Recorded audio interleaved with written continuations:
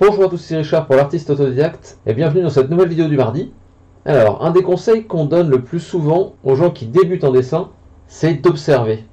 De pas forcément se fier à ce qu'on imagine ou ce dont on se souvient, mais de voir à quoi les choses ressemblent. Autrement dit, se fier plus à ses yeux qu'à son cerveau. Mais par ailleurs, j'ai entendu plusieurs fois dans des interviews ou des vidéos d'artistes très compétents, comme par exemple Feng Zhu ou Peter Han, mais qu'en dessinant, on ne va pas forcément dessiner ce qu'on voit, mais ce qui est. Donc ce qu'on sait. Autrement dit, il vaut mieux se fier plutôt à notre cerveau plutôt qu'à nos yeux.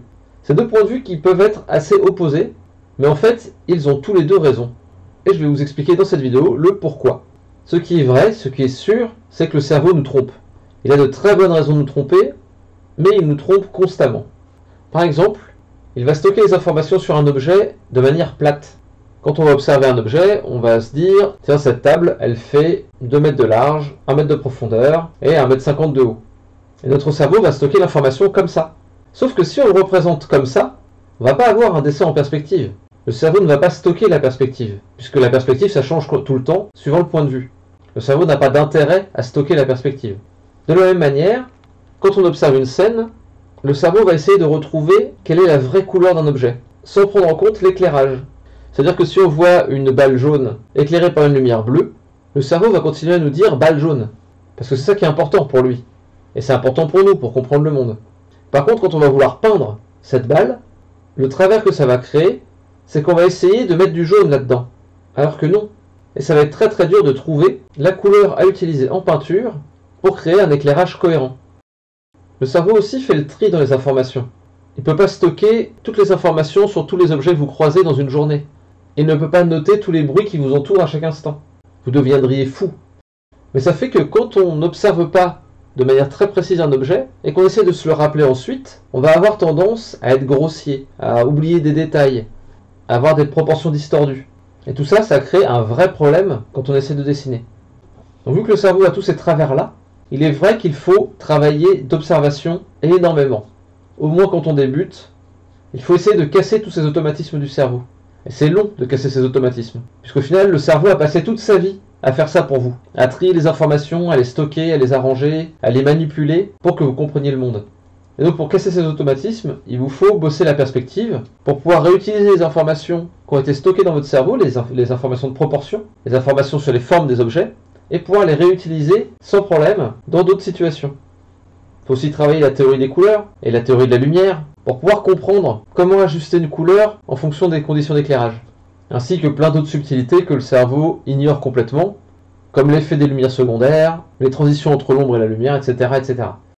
Et enfin, il faut passer du temps d'observation pure pour apprendre à se concentrer sur ce qu'est réellement un objet, en détail, et éviter le syndrome dessin d'enfant, qui arrive quand on dessine uniquement de mémoire ou d'imagination.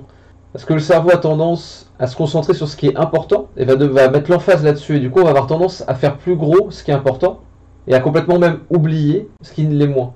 Un des exemples parfaits de ça, c'est le fait qu'un dessinateur débutant va avoir tendance à faire un visage qui va tout le temps remplir toute la tête, et à oublier l'arrière du crâne, à aplatir l'arrière du crâne. Parce que ce qui compte, ce qu'on regarde, quand on regarde quelqu'un, c'est son visage, c'est ses expressions, c'est son regard, mais on ne regarde pas l'arrière de son crâne, et la forme que ça a, et le volume du crâne, de la masse crânienne en fait. C'est pas important pour nous ça. Et c'est valable pour à peu près n'importe quoi. Donc tout ça c'est vrai. Il faut entraîner son cerveau à voir les choses. Par contre, une fois que vous avez bien domestiqué votre cerveau, que vous avez fait rentrer des informations à l'intérieur qui vous permettent de bien comprendre le monde et le retranscrire, il va falloir vous détacher peu à peu du regard, de juste l'observation pure, de la représentation 2D des choses. Surtout si vous voulez faire de l'imagination.